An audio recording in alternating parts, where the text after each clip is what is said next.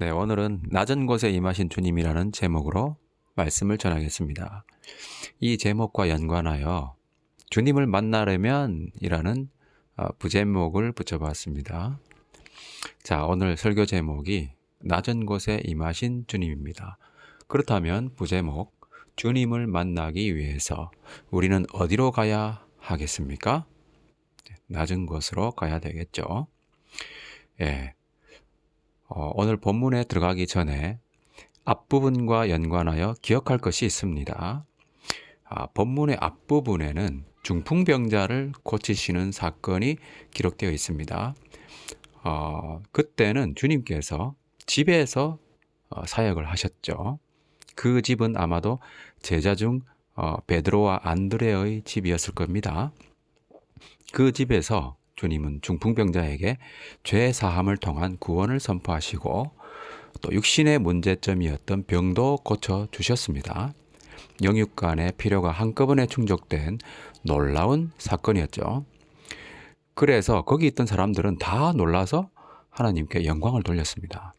이 일을 목격한 사람들에게 그날 그 집에 있었던 일은 정말 잊을 수 없는 그런 광경이었을 것입니다. 자, 그러면 여기서 제가 한 가지 가정을 해보겠습니다. 자, 이제 시간이 좀 지났습니다. 그날 그 집에 있었던 것을 경험한 사람들에게 그때의 일이 아직도 잊히지 않은 상태입니다. 그래서 다시 예수님을 보고 싶고 또 새로운 일을 경험하고 싶습니다. 그런데 만약 사람들이 그때 그 기억을 떠올리며 예수님을 찾아서 다시 그 집으로 갔다면 어떻게 되었을까요? 중풍병자를 고쳤던 그 집에 하나님의 영광이 충만했던 것을 기억하고 다시 그 집을 찾아갔다면 주님을 만날 수 있었을까요? 그들은 아마도 허탕을 치고 말았을 겁니다. 실망감으로 발길을 돌려야만 했을 것입니다. 주님을 찾아도 만나지 못한 사람들이 어디 가셨을까 하면서 생각하다가 유대인들이 주로 생각해낼 만한 곳이 어디일까요? 아마도 예루살렘 근처면은 아마 성전에 가셨을 것이다 이렇게 판단을 할 수 있을 것 같고요. 여기는 또 갈릴리 지방이니까 회당이나 그런 데 가지 않았을까. 사람들이 회당으로 찾으러 갔어요. 그러나 주님은 안 계십니다. 왜? 주님은 바닷가로 가셨기 때문이죠. 무엇을 말합니까, 여러분? 주님은 이번에는 야외 예배를 하러 나가셨어요. 그러나 그것을 사전에 공지하지 않으셨습니다. 그렇죠? 사람들은 주님이 당연히 그때 그 집에 있을 줄 알고 갔는데 안 계시고, 그러면 회당에 계신가 해서 갔는데 회당에도 안 계신 거예요. 자, 그렇다면 우리가 주님을 만나려면 어떻게 해야 되겠습니까? 주님을 우리가 계속 만나는 삶을, 주님과 동행하는 삶을 살려면 어떻게 해야 되겠습니까? 주님께 우리 시선을 고정할 수밖에 없어요. 근데 거꾸로 이렇게 생각하는 사람들이 많이 있어요. 주님, 저를 주목해 주세요. 그럼 거꾸로 된 겁니다. 내가 주가 되고 예수님을 종으로 부리는 격이 되는 거잖아요. 그런 신앙생활이 얼마나 많은지 모르겠습니다. 우리가 주님께 시선을 고정해야 돼요. 주님께서 바닷가로 가시면 내가 주님을 만나고 싶으면 바닷가로 가야 되는 거예요. 그죠? 오늘 본문에도 나오지만 주님께서 세리와 죄인들과 어울리시면 내가 주님을 만나고 싶으면 그 사람들한테 가야 되는 거예요.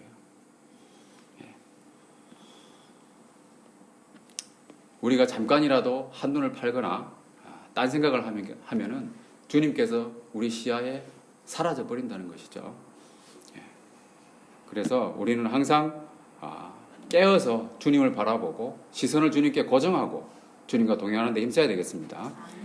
우리가 세상을 살아갈 때 한 걸음씩 주님과 동행하는 것에 대해서 좀 심하다고 말할 수 있을 정도로 잠언 말씀에는 이런 말씀이 있습니다. 잠언 4장 25절부터 다 같이 읽어보겠습니다. 시작. 내 눈은 바라보며 내 눈꺼풀은 내 앞을 보게 살펴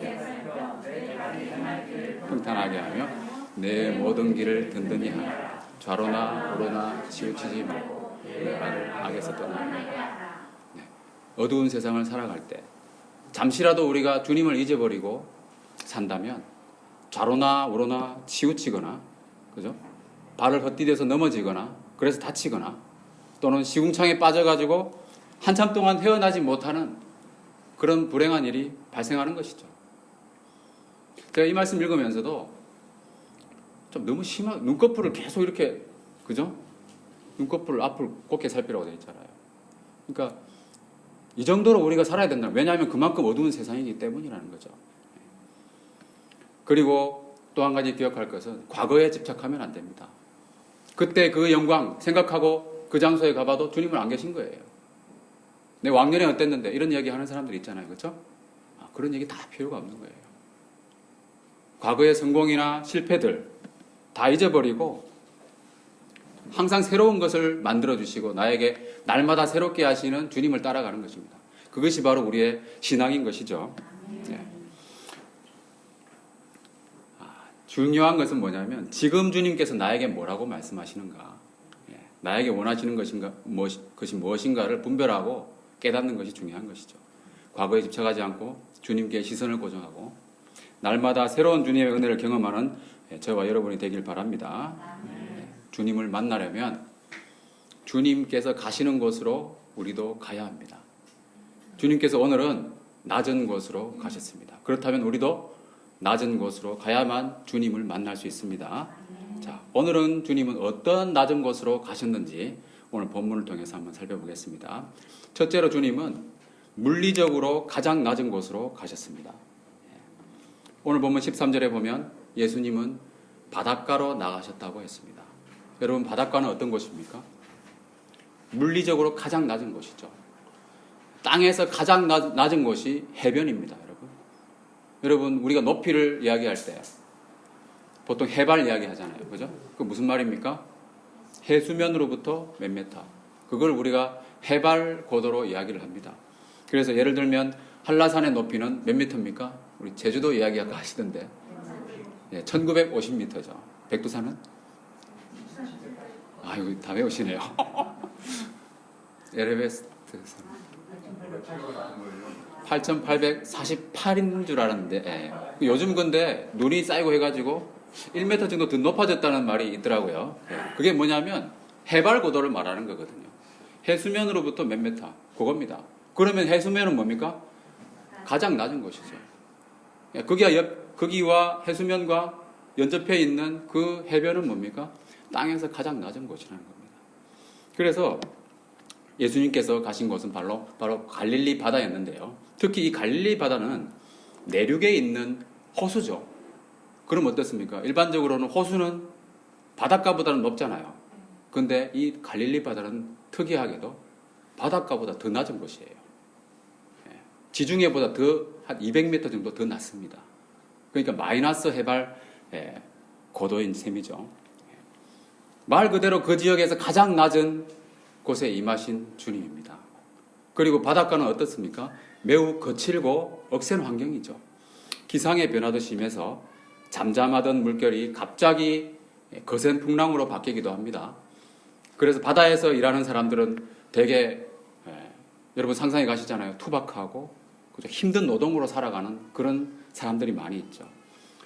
우리가 보통 노가다 그러면은 토목공사장에서 맞벌이하는 그런 노동자 정말 힘들다고 생각하잖아요. 바닷가에 사는 사람들도 그 노동 이상으로 육체적으로 힘들고 또 위험하고 또 지저분한 일들, 말하자면 3D 업종에 종사하는 사람들이죠.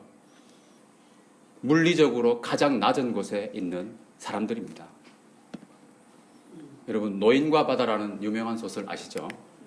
혼자 고기잡이를 하면서 살아가던 노인이 84일 동안 한 마리도 잡지 못했습니다. 그러다가 굉장히 큰 청새치 또는 참치라는 말도 있는데요. 그 한 마디를 낚았는데 워낙 힘이 강해가지고 이 물고기가 잡히질 않는 거예요. 낚긴 낚았는데. 그래서 이틀 동안이나 처절하게 싸운 끝에 결국 잡는 데 성공했습니다.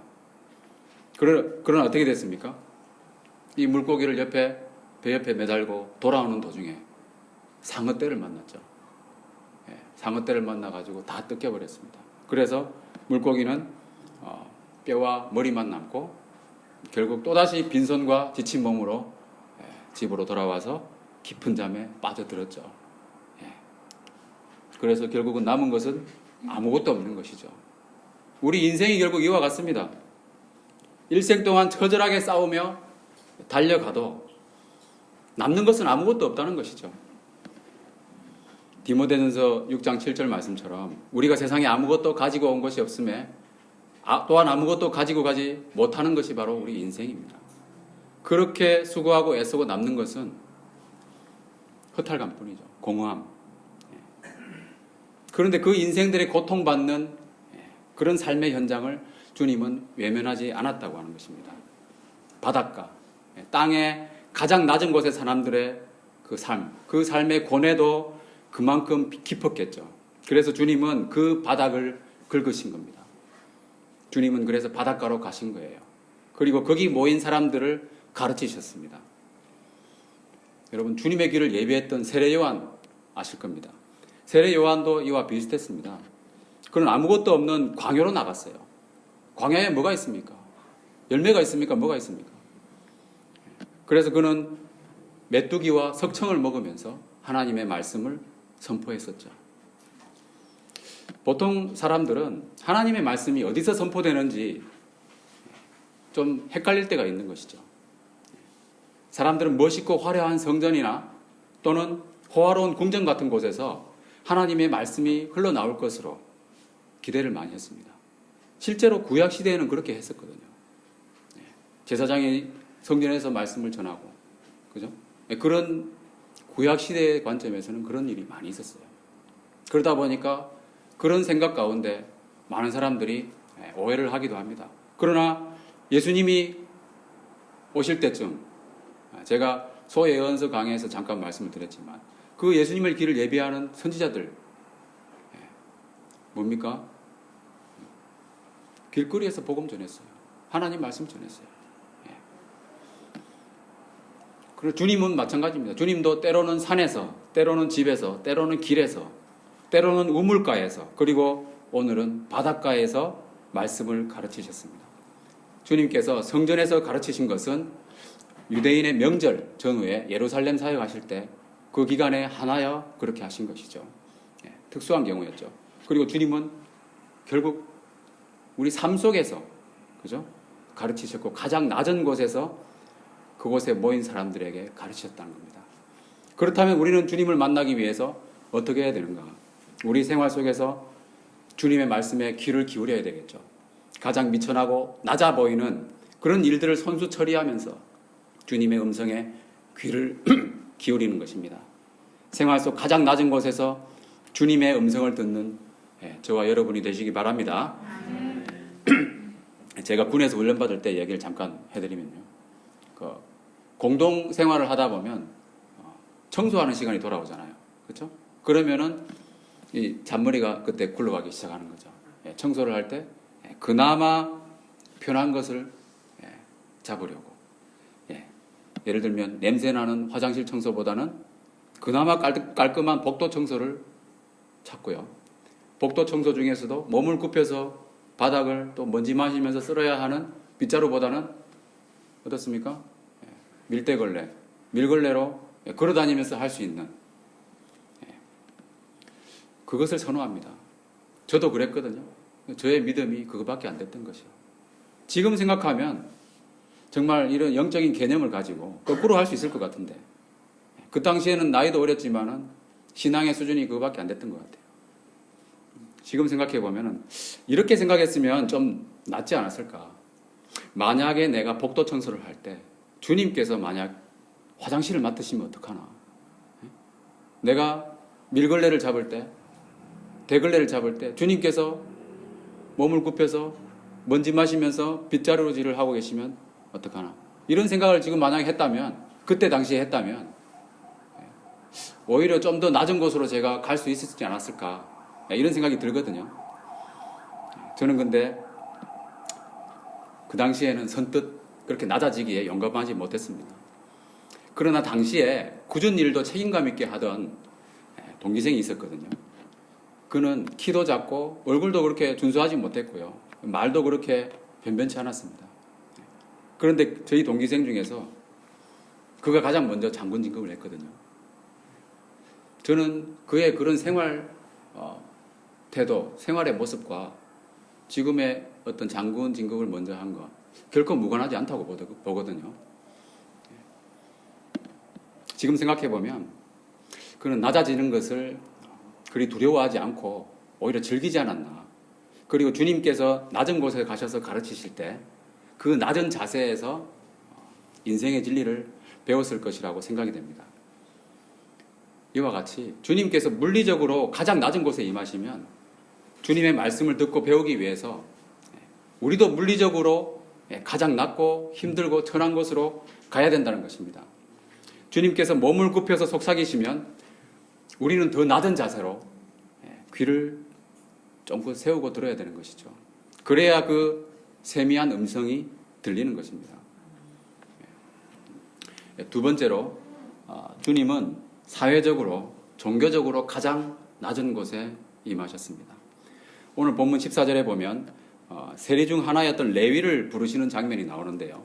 이 레위는 마태복음의 저자 마태하고 같은 인물이죠. 동일 인물입니다. 세리에 대해서 여러분께 잠깐 말씀을 드리면 당시의 유대인 세리는 주로 로마인 세리에게 고용되어서 일하는 사람이었는데 요즘으로 치면 세무서 직원 정도에 해당한다고 하겠습니다. 그런데 당시의 세리들은 이 식민지 지배하에서 로마의 그 식민지 지배하에서 유대인 동족에게 지나치게 과중한 세금을 부과해서 또 남은 여분을 자기들이 착복하는 그런 일들이 많이 있었어요. 그러다 보니까 그 동족 유대인들로부터 계속 비난을 받고 멸시를 당하는 그런 처지가 됐었습니다. 사회적으로는 또 동족에게서 멀어지고 또 종교 지도자들한테도 이렇게 손가락질을 당하고 그러니까 종교적으로도 아주 소외된 그런 상황에 살았던 것이죠. 그런데 그런 사람들을 예수님께서는 무시하지 않고요. 그런 세리 중에 한 사람인 레위를 부르신 것이죠. 14절 중간에 보시면 이렇게 되어 있습니다. 레위가 세관에 앉아 있는 것을 보시고 주님께서 레위를 보셨습니다. 그죠? 여기서 보다에 해당하는 그 헬라어가 아이더라고 하는 것인데요. 영어의 see에 해당되는 거거든요. 우리가 영어의 see 하면 보다라는 말도 있지만은 알다라는 말도 있잖아요. 마찬가지예요. 아이더라는 것도 보지만 안다는 말도 있습니다. 그래서 하나님께서 사람을 보실 때 여러분 무엇을 보십니까? 겉모습만 보십니까? 다윗이 하나님께 택함을 받을 때 하나님께서 사무엘에게 이런 말씀을 하셨죠. 잘 아시는 말씀일 겁니다. 다 같이 한번 읽어보겠습니다. 시작. 사람은 외모를 보거니와 나 여호와는 중심을 보느니라. 하나님은 외모를 보시지 않습니다. 사람과 같지 않다는 것이죠. 하나님은 중심을 보십니다. 그 마음이 어떠한지 보신다는 것이죠. 그 사람됨을 다 아시고. 그 예수님은 어떻겠습니까? 예수님이 레위를 보셨다고 하셨어요. 그죠? 그 레위를 봤을 때 그 외모를 봤겠어요? 그 중심을 보신 것이죠. 똑같습니다. 예수님도 사람을 외모로 판단하지 않습니다. 예수님은 그가 사회적으로 소외당하고 사람들에게 지탄받는 그런 세리인 것을 알고 계셨습니다. 그렇지만 주님께서 보신 것은 그런 외적인 환경이 아니고요. 그 세리 레위의 중심에 있는 뭔가를 보신 것이죠.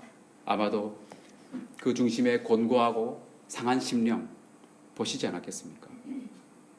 성경에 명시적으로 기록되어 있지는 않았지만 다음 절에 보면은 레위가 잔치를 베푼 것이 나오잖아요. 그걸 보면 아마 그걸 짐작할 수가 있는데요. 레위가 얼마나 기쁘고 감사했으면 많은 사람이 함께 먹을 수 있도록 그 잔치를 벌였겠습니까? 자기 집도 개방하고. 그만큼 상하고 공고한 심령이 주님의 부르심으로 말미암아 회복되었기 때문일 것입니다. 사회적으로 소외되고 종교적으로도 배척받는 사람들이지만 하나님은 그들 중에도 마음이 가난하고 돌이키기를 원하는 그런 사람을 찾고 계시다는 거죠. 주님도 그런 레위를 보신 것입니다. 누가복음 18장에 보면 바리새인과 세리가 기도하러 성전에 올라가는 이야기가 나오는데요. 그때 바리새인은 이렇게 기도합니다. 하나님이여 나는 다른 사람들 곧 토색, 불의, 간음을 하는 자들과 같지 아니하고 이 세리와도 같지 아니함을 감사합니다. 나는 일에 2번씩 금식하고 소득의 11조를 드리나이다. 바리새인의 기도가 이렇습니다. 그러나 세리는 어떻게 기도합니까? 자, 누가복음 18장 13, 14절 좀 많지요? 예. 그래도 천천히 한번 읽어보겠습니다. 시작. 세리는 멀리 서서 감히 눈을 들어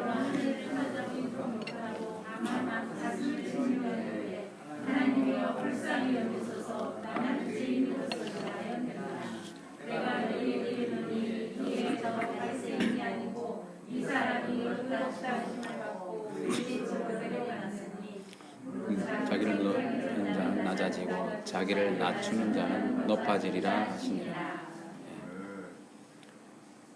자, 예수님께서 바리새인과 세리의 기도하는 것을 비유로 말씀하셨어요. 기도 내용까지 다 알고 계시죠?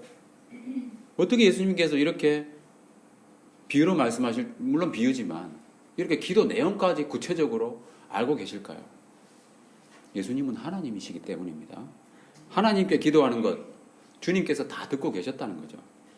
가슴을 치면서 부들부들 떨면서 기도하는 그 세리, 중심에 통회하고 상한 심령을 주님께서는 보시고 알고 계셨다는 겁니다. 여기 인용된 세리가 혹시 레위이지는 않을까 이런 생각도 해보거든요. 물론 레위가 똑같이 기도하진 않았겠지만 레위 자신도 자기 삶을 돌아보면서 깊이 애통하는 마음이 분명히 있었을 것입니다.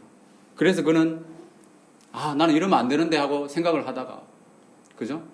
뭔가 결단을 해야 되겠다는 어떤 그런 마음이 준비되고 있는 과정에서 그 어떤 결단의 시기를 분별하고 있었을 겁니다. 중심을 보시는 주님께서는 그런 레위를 보셨고 또 부르신 것이죠. 그 결단의 시기 주님께서 보시고 부르셨을 때 레위는 어떻게 했습니까? 나를 따르라 이렇게 말씀하셨을 때 레위는 즉각적인 반응을 보였습니다. 군더더기 하나 없이 일어나서 따랐지요. 우리도 그래야 됩니다. 주님께서 부르실 때는 지체하지 말고 따라가는 것이죠. 사람마다 가진 생활 습관 중에 자신이 끊고 싶어도 쉽게 끊지 못하는 그런 세속적인 것들이 있을 수 있습니다. 술이나 담배나 마약이나 유흥이나 취미생활이나 그런 것들을 포함하여서 자기도 모르게 즐기고 또 시간을 빼앗기거나 탐닉하는 그 무엇인가가 있을 수 있습니다. 그런 자신의 모습을 보면서 여러분 곤고함을 느끼지 않습니까? 하나님 앞에 얼굴을 들지 못하고 고개 숙여서 가슴을 칠 수밖에 없는 그 세리와 같은 자신의 무력함을 보지 않습니까? 그런 자기 자신을 깨달아야 하는 것이죠. 그리고 돌이키기 원하는 마음으로 충만해지고 또 결단의 시기가 왔을 때 주님께서 부르시는 거예요. 그때 주님께서 부르시면 뒤를 돌아보지 않고 주님을 따라야 합니다. 주님께서 부르시는 것은 다 이유가 있는 것이죠. 그냥 아무나 부르는 게 아니에요. 레위를 보시고 부르신 거예요. 그 보셨다고 하는 것은 뭐라고 했습니까? 외모를 보시는 게 아니에요. 하나님은 중심을 보십니다. 사회적으로 소외되고 종교적으로도 배척받는 이런 사람도 그 중심을 보시고 부르시는데 우리가 어떻게 해야 주님을 제대로 만날 수 있겠습니까? 우리 자신도 그 중심을 보시는 주님 앞에서 자신의 내면에 있는 깊은 것까지 드러내고 그죠? 통회하는 심령으로 세리와 같이 가슴 치며 그렇게 주님 앞에 나가야 되지 않겠습니까? 그러면 주님께서는 부르시기 전에 내 마음에 있는 것을 다 보시는 거예요. 보시고 저 같으면 태희야 나를 따라라 이렇게 말씀하셨겠죠. 그죠? 여러분의 이름을 부르시면서 개인적으로 부르시면서 나를 따르라고 하시는 거예요. 인간적인 생각으로는 도저히 이해할 수 없는 그런 일들이에요. 어떻게 메시아라고 하는 사람이 그 죄인들과 세리들과 함께 먹느냐 이렇게 말했잖아요. 레위를 부르시고 레위를 데리고 다녔어요. 그죠? 어떻게 저런 사람을 데리고 다닐 수가 있지? 인간적인 시선으로는 그렇게 보이는 거예요. 사람들은 도저히 이해할 수 없습니다. 어떻게 주님께서 저 같은 죄인을 구원하셨는지 저는 이해할 수가 없어요. 어떻게 저에게 허락하셔서 이 말씀을 전하는 사역을, 이 중요한 일을 맡기셨는지 저는 이해할 수 없습니다. 저 자신을 돌아보면 그리 잘난 인간이 아니거든요. 여러분 어떻습니까? 저는 그렇거든요. 자신을 돌아봤을 때는 참 한심한 사람이 아닐 수 없습니다. 그런데도 어떻게 제가 거룩하신 하나님의 말씀을 전할 수가 있습니까? 저의 머리로는 이해가 안 되는 거예요. 그러나 하나님의 은혜의 관점으로 제가 생각해 보면 하나님께서 저의 통회하는 심령을 보신 것 같습니다. 개인적으로 기도할 때, 그죠? 주님 그걸 다 보고 계시는 거죠. 중심을 보신 거죠. 그리고 부르신 겁니다. 그 부르심에 저는 지체 없이 응답을 했습니다. 하나님이 하시는 일은 참 놀랍죠. 주님의 부르심이라고 하는 것이 반드시 저와 같이 목회를 말하는 것이 아니고요. 목사든 전도사든 장로든 권사든 집사든 또 무슨 역할을 맡았든지 간에 각자 부르신 곳에서 예배하고 섬기면 되는 것입니다. 그것이 최상인 것이죠. 세리였던 레위는 주님의 그 부르심에 감격했습니다. 얼마나 감격했던지 지체 없이 일어나서 주님을 따르는 제자가 되었고요. 그리고 자기 집에 잔치를 벌였습니다. 15절에 보면 많은 세리와 죄인들이 예수와 그의 제자들과 함께 앉았다고 했습니다. 자, 이제는 주님이 계신 곳이 어디입니까? 15절 맨 앞에 나와 있습니다. 뭐라고 나와 있습니까? 그의 집이죠. 중풍병자를 고치실 때는 베드로와 안드레의 집이었습니다. 근데 이번에는 레위의 집입니다. 이제 주님은 레위의 집에서 사역을 하시는 것이죠. 또 그곳에 모인 사람들은 많은 세리와 죄인들이었는데요. 얼마나 많았는지 모르겠지만 뒤에도 보면은 그러한 사람이 많이 있었다고 강조하고 있죠. 많긴 많은 것 같습니다. 여러분, 우리 주님의 교회가 그런 집이 되었으면 좋겠습니다. 많은 죄인들이 모여서 함께 떡을 떼며 말씀을 듣는 그런 집. 의인들이 모인 것이 아니라, 그죠? 자신을 죽을 수밖에 없는 죄인으로 인정하는 많은 사람들이 통회하는 심령으로 모여서 함께 예배하며 음식을 나누는 그런 레위의 집과 같은 그런 우리 주님의 교회가 되기를 바랍니다. 그런데 그 집에서 잘 보면 함께 먹지 않는 무리가 있었어요. 16절에 나오는 바리새인의 서기관들입니다. 그들은 좀 전에 이 누가복음 말씀에서 본 것처럼 스스로 의롭다고 여기는 사람들이었죠. 그들은 주님과 같은 공간에 있었지만 주님과 더불어 먹지는 않았습니다. 그들은 단지 주님과 죄인들이 함께 먹는 것을 구경하는 관객에 불과했던 것이죠. 이처럼 주님의 말씀을 듣고 배우기보다는 다른 목적으로 나오는 사람은 구경꾼에 불과한 사람들입니다. 주님께서 사회적으로, 종교적으로 낮은 곳에 가셨을 때 그들은 아직 높은 곳에 머물러 있었죠. 그래서 그들은 주님과 같은 공간에 있으면서도 주님을 만나지 못했고 은혜를 받지 못했던 겁니다. 오히려 그 공간에서 이루어지는 일들을 삐딱한 시선으로 바라보면서 말했습니다. 어찌하여? 삐딱한 마음을 가진 사람들의 특징적인 단어가 바로 어찌하여거든요. 어찌하여 금식하지 않느냐? 그죠? 어찌하여 안식일에 일을 하느냐? 예수님에게 항상 이렇게 물어봤잖아요. 오늘도 뭡니까? 어찌하여 세리 및 죄인들과 함께 먹느냐? 주님과 함께 그 공간에 있으면서도 주님께 마음을 열지 않으니까 계속 삐딱하게 보이는 거예요. 교회에는 어디에나 그런 사람들이 있기 마련이죠. 특히 이 교회가 커지면 커질수록 그냥 하루 왔다 가는 사람들이 있기 때문에 삐딱하게 보는 사람들이 있기 마련입니다. 교회를 다니지만 진심으로 낮아지지 않는다면, 그죠? 주님을 만날 수가 없는 것이죠. 주님과 더불어 먹을 수도 없습니다. 마음의 문을 활짝 열고 주님을 영접해야 주님과 함께 먹는 즐거움을 누릴 수 있는 것이죠. 그렇지 않으면 교회에 와서 예배를 드려도 은혜를 받지 못합니다. 우리 교회에는 그런 분들이 없길 바랍니다. 그 삐딱한 질문에도 주님께서는 복음의 핵심을 말씀하셨어요. 예수님 자신이 죄의 문제를 해결하는 의사시라고 하는 것을 분명하게 선포하셨습니다. 이것은 뭐냐면 영적으로 가장 낮아진 나에게 오신 주님입니다. 마가복음 2장 17절 오늘 말씀 다 같이 한번 읽어보겠습니다. 시작.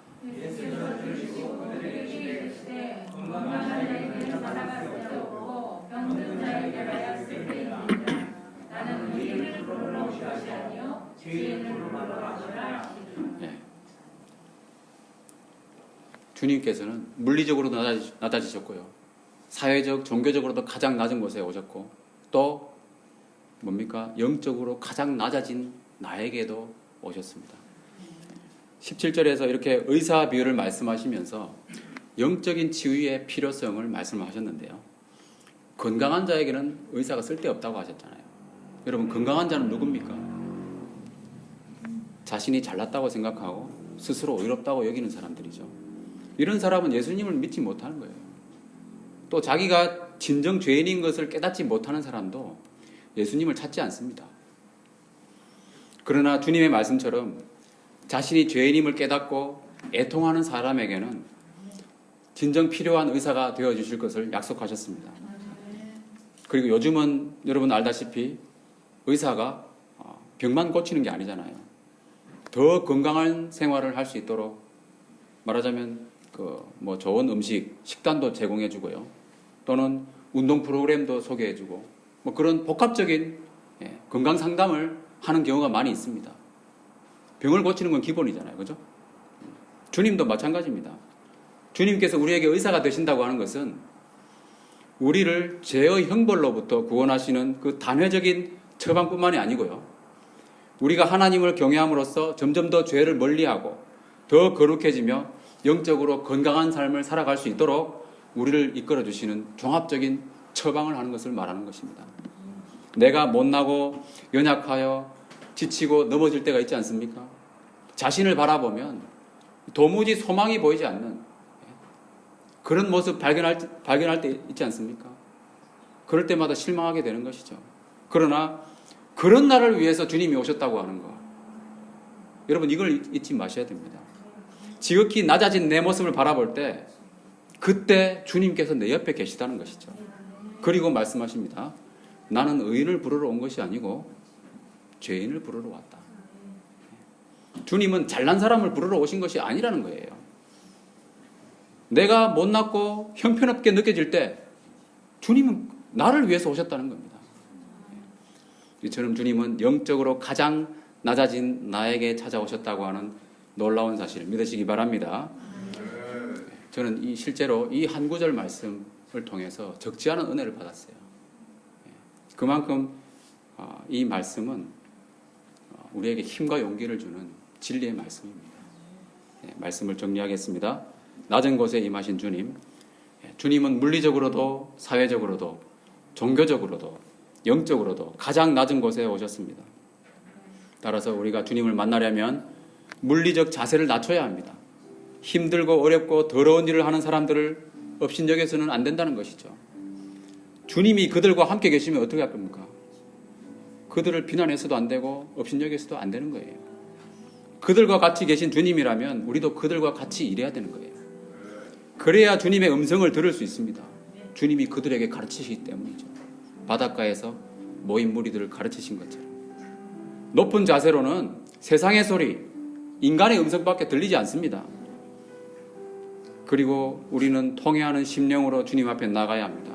중심을 보시는 주님께서 그 마음의 고통을 아시고 그것을 보시고 부르시는 거예요. 주님께서 부르신다면 우리는 즉각 주님을 따르는 자가 되어야 합니다. 마지막으로 나 자신이 가장 비천해질 때, 아무도 나를 인정하지 않고 버린 것 같은 그런 느낌을 가질 때, 영적으로 가장 낮아진 나에게 그 말씀하시는 음성을 들어야 합니다. 내가 죄인을 부르러 왔다. 내가 너를 부르러 왔다. 그 말씀에 다시 힘과 용기를 얻게 될 줄 믿습니다. 주님은 영육간의 모든 것을 다스리시는 의사이십니다. 우리가 주님의 말씀을 잘 듣고 순종하면 우리의 죄가 해결될 뿐만 아니라 점점 더 주님을 닮아가는 영광을 누리게 될 것입니다. 우리 주님의 교회가 그런 은혜가 충만하기를 예수님의 이름으로 축원합니다.